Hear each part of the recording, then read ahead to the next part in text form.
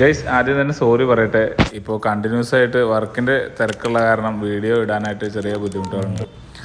അപ്പോൾ ഇന്ന് പൊന്നൂൻ്റെ വീട്ടിലാണ് നിയോ ബേബീനായിട്ട് പൊന്നൂനെ ഡോക്ടറെ കാണിക്കാൻ വന്നത്. ഹോമിയോ ഡോക്ടറെ കാണിച്ചു. അപ്പോൾ തന്നെ മരുന്ന് കിട്ടി. പിന്നെ 2-3 പുതിയകൾ വേറെ ഉണ്ടായിരുന്നു. നിയോ ബേബി കാറിൻ്റെ സ്റ്റെയറിങ്ങിൻ്റെ മുകളിൽ ഇരുന്നിട്ട് നല്ല കളിയിലാണ്. എന്നെയും നിയോ ബേബീനെയും കാറിലിരുത്തിയിട്ട് പൊന്നു ത്രെഡ് ചെയ്യാൻ പോയി. ത്രെഡ് ചെയ്ത് വന്ന് സുന്ദരമായിട്ട് വന്ന്. ഇന്ന് ശ്രീകൃഷ്ണ ജയന്തിയാണ്. അപ്പോൾ അതാ കുട്ടികളായിട്ട് ഘോഷയാത്രയൊക്കെ പോകുന്നുണ്ട്. അതൊക്കെ നിയോ ബേബി കണ്ട് അങ്ങനെ വീട്ടിലെത്തിയപ്പോൾ ദച്ചും ധ്രുവിയും റെഡി ആയിട്ടിരിക്കുകയാണ് നിയോ ബേബിനായിട്ട് കളിക്കാൻ വേണ്ടിയിട്ട്.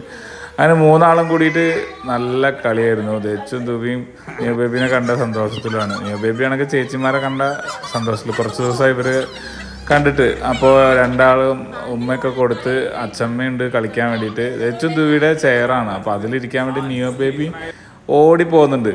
അങ്ങനെ 3 പേരും നല്ല കളിയിലാണ്. ഭയങ്കര സന്തോഷമാണ് ഈ 3 ആളുടെയും കൂടിയുള്ള കളി കാണുമ്പോൾ തന്നെ.